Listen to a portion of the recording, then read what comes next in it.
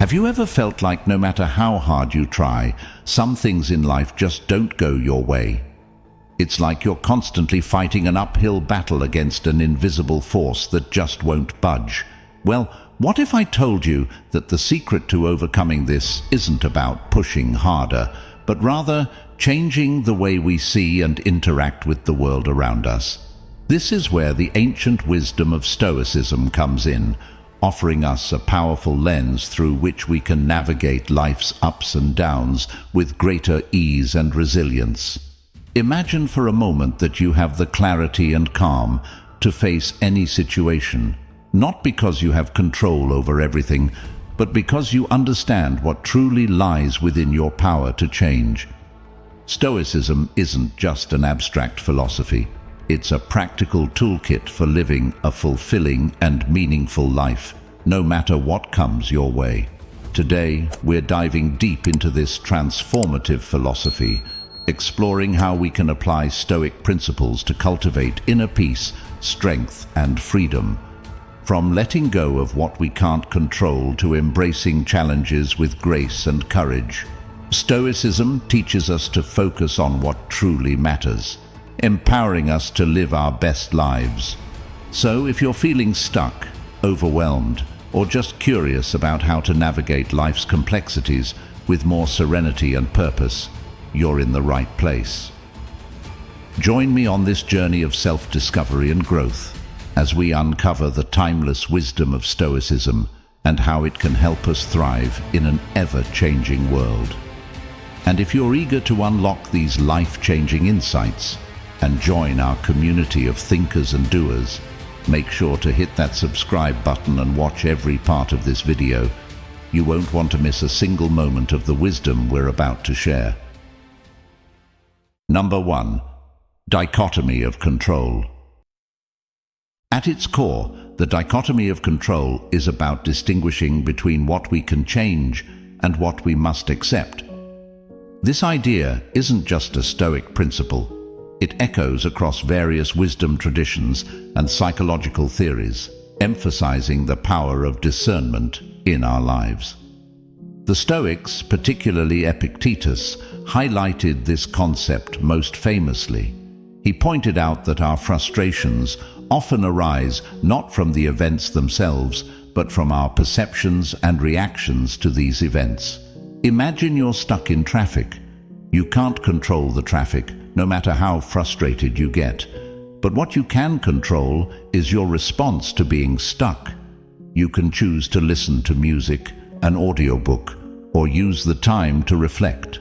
This shift in focus is liberating, moving you from a state of frustration to one of calm and possibly even enjoyment.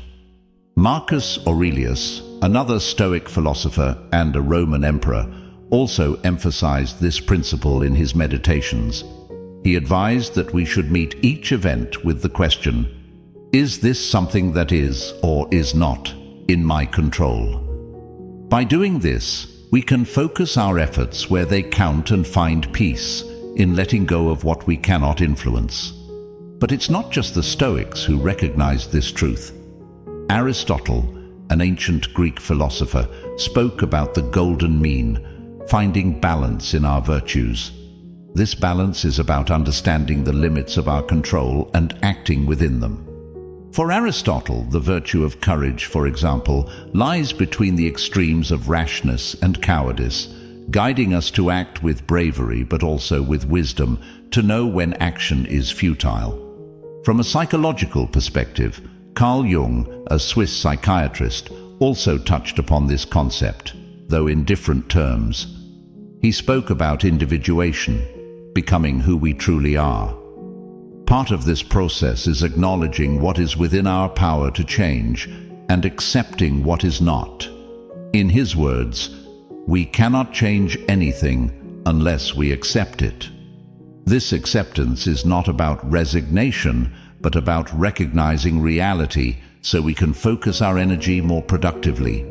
Plato, another ancient philosopher, taught that understanding the world requires distinguishing between what is changeable and what is eternal and unchangeable. In his allegory of the cave, He suggests that most of us are like prisoners, focusing on shadows on a wall, things we cannot change, rather than turning around to see the source of the light, things we can change. So, when we talk about the dichotomy of control, we're tapping into a rich vein of wisdom that runs through Stoicism, Western philosophy, and modern psychology. It's about understanding that while we can't control external events, we can control our responses. And this control starts with perception. If we perceive every challenge as an opportunity to practice patience, creativity, or resilience, we transform our experience of the world. By internalizing this principle, we empower ourselves to respond to life's uncertainties with grace and composure. We learn to conserve our energy for the battles we can win and cultivate serenity for those we cannot. It's a transformative approach that can lead to profound peace and effectiveness in our lives, echoing the Stoic promise of living in harmony with the flow of life.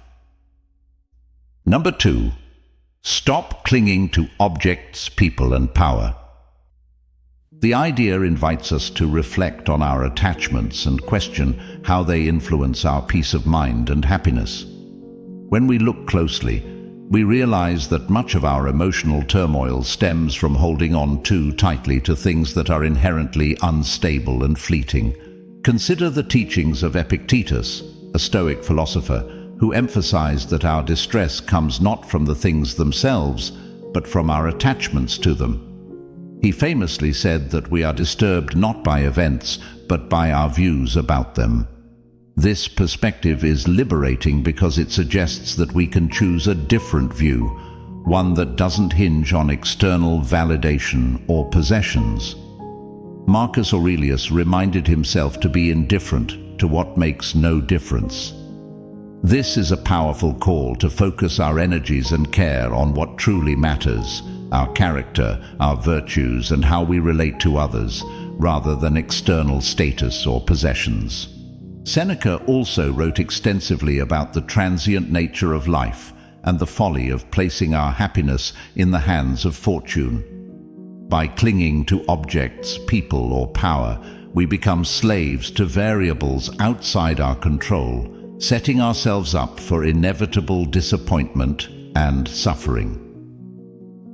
Transitioning to a broader philosophical context, let's consider Aristotle, who spoke about achieving eudaimonia, often translated as flourishing or well-being. For Aristotle, true happiness is found in virtuous activity and fulfilling our potential, not in accumulating possessions or receiving others' admiration.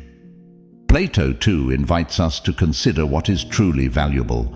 In his dialogues, he often contrasts the world of appearances with the world of forms, the eternal, unchanging truths. Clinging to the former, he suggests, is like mistaking shadows for reality. It's the latter that offers true insight and fulfillment. And what does modern psychology have to say about this? Carl Jung, delving deep into the human psyche, observed that our shadows, those parts of ourselves we deny or repress, often manifest in our external attachments. By recognizing and integrating these aspects of ourselves, we can find greater wholeness and reduce our dependence on external validation. So, what does this all mean for us today? It means appreciating and enjoying the world around us without becoming dependent on it for our self-worth or identity. It means loving people, engaging with our work, and savoring our experiences, all while knowing that everything is transient. And it's in this transience that we find a paradoxical freedom, the freedom to fully engage with life while also releasing our grip on it. By internalizing this lesson from Stoicism, we cultivate a robust inner life that is not easily shaken by external changes. We learn to live with open hands, enjoying the world's gifts without fear of loss, because we understand that true peace and happiness come from within, from our ability to align with our deepest values and to respond to the world with wisdom and grace. Number 3. Stop clinging to the opinions of others. We live in a world that often seems overly concerned with perception and approval. From social media likes to peer approval at work or in our communities, it's all too easy to get swept up in a current of external validation. But Stoicism hands us a lifeline back to solid ground, emphasizing a core truth. Genuine peace and self-respect come from within, not from the ever-changing views of others. Epictetus, with his straightforward and practical wisdom, reminds us that we suffer not because of events in our lives, but because of our judgments about them. When we hinge our self-esteem on others' opinions, we subject our inner life to a roller coaster ride dictated by external judgments, most of which we can't predict or control. Instead, Epictetus advises focusing on our own actions and responses, which are within our sphere of control. Marcus Aurelius, who faced his fair share of public scrutiny as an emperor, similarly counseled himself to remain indifferent to the good and bad opinions of others. He understood that letting public opinion dictate one's self-worth is a sure path to distress. For Aurelius, tranquility was found in adhering to one's own reasoned judgments and living a life aligned with virtue, regardless of external acclaim or criticism. Seneca too speaks to this point, suggesting that true freedom comes from being independent of the crowd's whims and judgments. He highlights the importance of self-assessment and integrity over the fickle and often misguided judgments of others. Shifting to a broader philosophical perspective, Aristotle taught that virtue and ethical living are the foundations of a good life. While he acknowledged the social nature of humans and the value of external goods, he stressed that the highest good, eudaimonia or flourishing, is largely dependent on living in accordance with reason and virtue, not on the opinions or validations of others.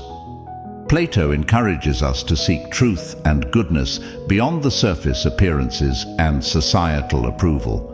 His work suggests that understanding and living by higher principles is more rewarding and stable than chasing the fleeting shadows of public opinion.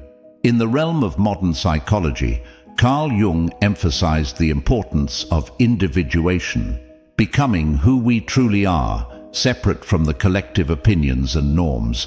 He posited that our journey toward wholeness requires acknowledging and integrating various parts of ourselves, many of which might not align with public opinion or expectations, but are essential for our authentic self-expression and fulfillment. So, how do we apply this wisdom in our daily lives? By grounding ourselves in our own values and principles, we can appreciate others' perspectives without being dependent on them for our self-esteem. We learn to consult our own internal compass rather than the ever-shifting winds of public opinion. We start to recognize that while feedback can be valuable, our self-worth must be anchored in something deeper and more stable, our own sense of integrity and purpose. Number 4. Stop clinging to outcomes and ideas. At the heart of this teaching is a recognition of life's inherent unpredictability. Despite our best efforts and most detailed plans, the future always holds a degree of uncertainty. The Stoics, understanding this, urge us to detach from specific outcomes and to embrace the process itself. This isn't about lowering our standards or not caring about results. Rather, it's about understanding the limits of our control. Epictetus articulates this by encouraging us to differentiate between what is in our power and what is not. Our efforts, intentions, and attitudes, those are within our control. The final outcomes? Often they are not. By internalizing this distinction, we free ourselves from unnecessary frustration and anxiety. Marcus Aurelius, in his Meditations, frequently reflects on the nature of change and the importance of adapting gracefully to whatever life presents. He reminds us that the universe is change, and our attempts to resist this natural order only lead to suffering. Instead, he advocates for a flexible approach, where we do our part diligently, but remain open to the twists and turns of fate. Seneca expands on this idea by pointing out that our distress comes not from events themselves, but from our rigid expectations of how things should be. He suggests that a wise person understands the role of fortune in human affairs, and while striving for the best, is prepared for various outcomes. Shifting to a broader philosophical perspective, Aristotle also touches on the concept of potentiality and actuality, reminding us that while we can strive for excellence, arete, in our actions, the fruition of these actions is influenced by factors beyond our control. Thus, focusing solely on results can lead to disappointment because it overlooks the importance of virtuous action for its own sake. Plato encourages us to pursue the good, the true, and the beautiful in our lives, understanding that the world of forms, the ideal, is often beyond our grasp in the material world. This pursuit is about the journey towards higher understanding and virtue, not about securing a particular outcome. From a modern psychological perspective, Carl Jung speaks to the importance of individuation, embracing our unique path, and becoming who we truly are. This process is inherently uncertain and cannot be tethered to specific outcomes or societal expectations. It's about the journey of self-discovery and growth, which unfolds in unpredictable ways. So how can we apply this Stoic wisdom in our daily lives? By focusing on our actions and intentions and letting go of our attachment to specific results.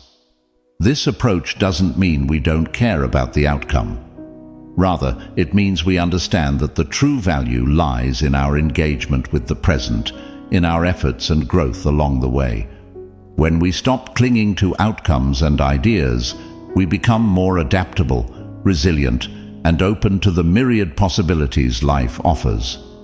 We can find joy and satisfaction in the process, in the unfolding of our efforts, and in the growth we experience along the way. This perspective enables us to face life's uncertainties with courage and equanimity, embracing each moment as it comes, guided by our inner compass rather than external pressures or expectations.